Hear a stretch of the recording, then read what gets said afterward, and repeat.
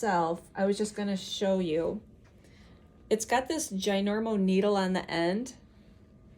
That's when, so the chest is already open when they're putting it onto the heart. This is what they hook into, and it's a hook. I put a little eraser on there so we're not hooking. This is what they hook onto the right ventricle. And then they kind of feed it through. So then there's this little area that's actually sitting in the ventricle that gets the electrical impulse. And then with the blue one, sorry, can you see it? You can see the little coil. So that's what's actually sitting in the ventricular wall or the atrial wall. So then when you're pulling them out, or when you're not, but when the doctors are pulling them out, there's nothing else on the end here. So they'll just pull it out. But because there's a little coil or something, and it's in the muscle, you can still get a little bleeding from that, from pulling it out.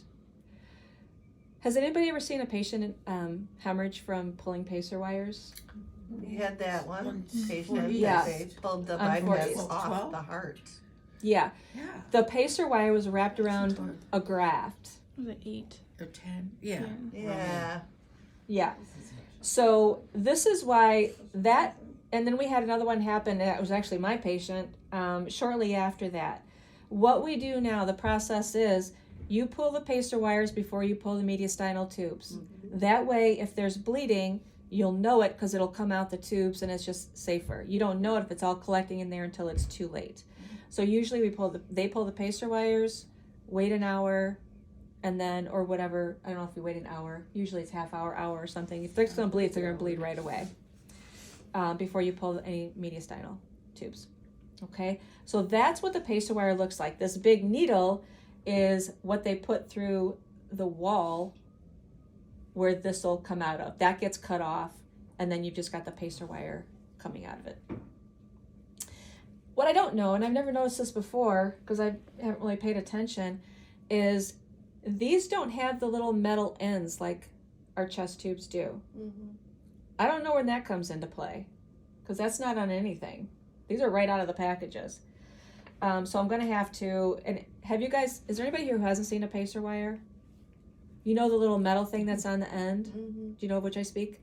That's what you hook up actually to the pacer cables themselves. But we're just going to have to play and pretend it's there. All right, so we'll pretend that this is a ventricular pacemaker. Patient is becoming, I was gonna have this all hooked up, but I forgot to do it. So when they come out, Marla, will this will all still be in place? Yes. Okay. So how it'll usually happen is they're not gonna be this long. When they're coming out of the chest, they're, more like that long.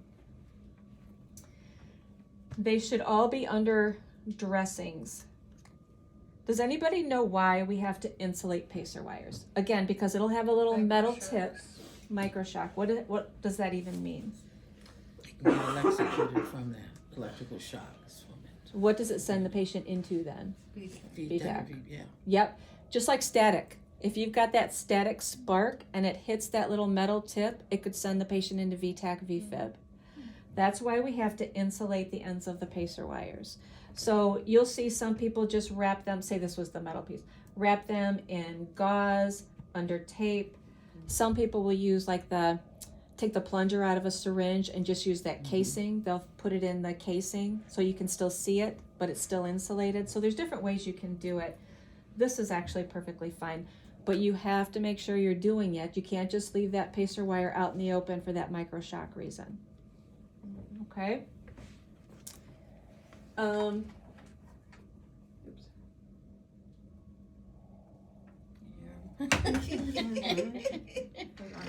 Hey, bud.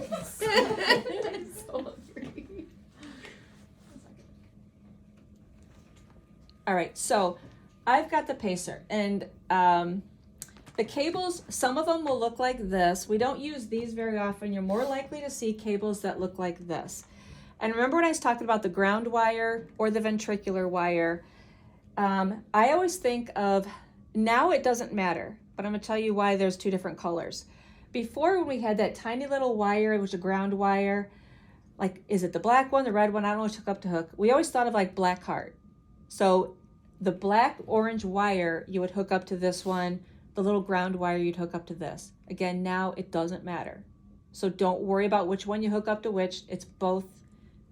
It'll pace the same. One will be ground, one will be the pacer. It doesn't really matter. You don't have to know the difference, okay? So don't worry about that anymore. So now we've got the wires coming out. When you hook it up, and it's just a little claw, you're gonna just attach it to the metal part, okay? And now we're gonna turn on the pacer. So Donna, go ahead and hit the button.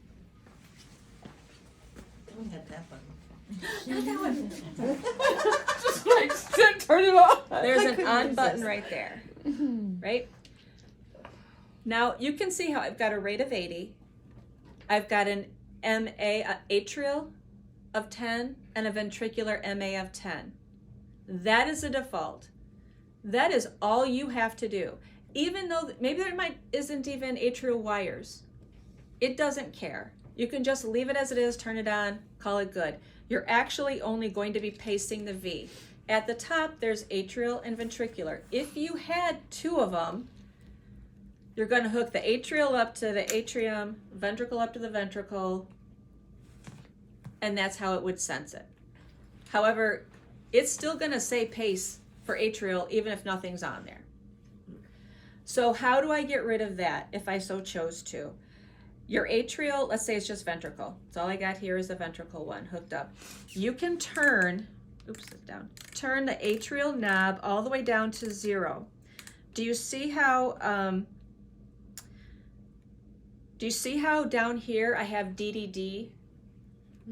When I shut that atrium all the way off at 0, it went to VVI. So DDD is fine, it's just not accurate. It's gonna pace the patient the same. But if I don't have atrial, just turn that atrial knob all the way off and then that mode will automatically switch to VVI. Okay? And this is all you have to do. If by chance patient goes asystole and you hit that emergency button, it's gonna go to a rate of 80, MA of 20 for both of them. Okay? And then you're just gonna leave it there until you don't have to anymore. Okay? And I don't know how long, I think you just shut it back off. Oh, this went to 25. Now I don't know how to get it out of there. We never use it. That's our goal too. Right. And you've got these green lights right here. It'll tell you whether it's sensing or pacing. Now it's saying it's pacing, but we're not. Don't kind of go by that. The battery life is important too. If you're going to be using this continuously for more than 24 hours, the battery gets changed every 24 hours. If we just use it intermittently, we change the battery every 2 weeks. And in fact, we don't even leave a battery in anymore because we were throwing 9 volts away all the time because we just put one in and never use it. And then 2 weeks later, we have to change it. So just note, but it will give you the battery life right there. It's going to tell you.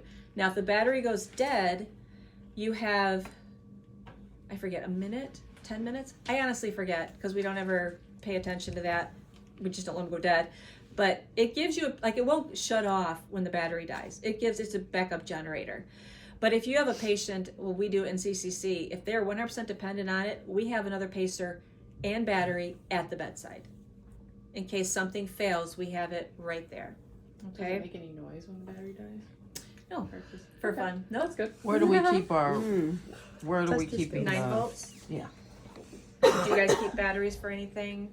Is it, oh, just a were in regular the 9 central volt. supply Oh, okay. room. Okay. Actually, I take that back. This thought that might was a not be a big- 9 volt anymore. Nope, these are double A's. Okay. The old ones used to be 9 volts. Yeah. Showing your age. 35 years. So yes, the sensitivity when I don't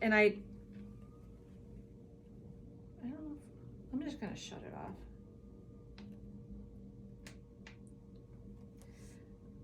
To get rid of that DOO.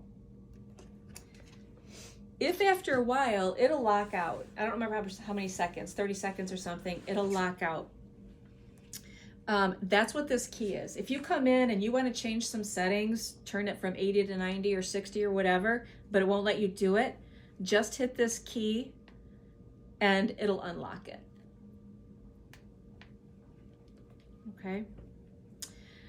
Any changes you have to make as far as sensitivity, not rate. Rate is 100% right here. If I was changing the rate, I just changed the dial. If I did have to change the sensitivity at all, I would go here and change things. MA is the energy. You can change those from the dial. So why do I care about that? Let's say that I turned this on, but I'm not getting pacer spikes. That is not enough energy to get to that patient. So I might have to go up. Let's just do ventricular. If at an MA of 10 and it goes from 0 to 25, if I'm at an MA of 10 and I'm not seeing pacer spikes, then I am going to increase it until I start seeing those pacer spikes. I also want to check a pulse because I might see pacer spikes, but it might not actually be generating the mechanical part of it. So you want to make sure you're checking a pulse. And then you'll see the rate that which was 40, let's say, go to 80. But you also want to check a pulse too. Let's say I got a pacer spike at 17. Do you think I want to leave it at 17? Nope, because that is the threshold. That is where, that's like standing on a fence. Right. I don't want to stand on the fence. I want to be on the ground. Right. So I'm going to then go up to, usually we go up 10. This one goes up to 25. So you're going to go up 10 from that. I hope this isn't a dumb question. Why would I change the rate? Like you said. So this comes on I'll tell you in- why. So let's say 80 is a typical heart rate, right? That's a default. That's going to be good. But let's say he says, I don't want to pace the patient anymore. You can see like their intrinsic beats start coming in. They don't necessarily need it, but I want to back up. Like if it's there, I want it there. So I might turn it down to 60 or 50. That way, if it starts to fail again, I at least know I'm going to be pacing at 60. So that backup. And that happens with valves pretty frequently because you don't want to pace if you don't have to, but you want to have it there if they need it. Okay? And that is honestly all I want you to know on here. I don't want to start digging too deep into the weeds because you're not going to have to. I want you to know how to turn it on, unlock it, and then adjust the MA. Push the red button. And push the red button. And see how it says DDD? If I just had atrial wires and I turn the ventricle all the way off, it's going to go to AAI. Okay. So let's turn this off. I just want to verify, so we only have to hook up one wire? Or do you hook up both of them? You they will have have, to. yeah, They'll have both. the cable has both. Uh-huh. So you'll have to hook up both. Okay. I just want to make sure. Yeah, because you have to have a ground. Yeah. Otherwise we'll like shock all Yeah. over the place. So And then Because once I'm you're an done, electrician, it also which has one to you be hook up to wrapped. which one. Yeah. Yep. They're I bags. figured, I just wanted to verify. Yep. So you don't want to leave those like exposed Nope. either. because Okay. this metal is still hanging out. So once it's on, you're going to then, I just usually cover it up with a 2x2, 4x4 and then tape it. Again, if you've got, and I'll show you what I mean by like the casing thing. The red cap.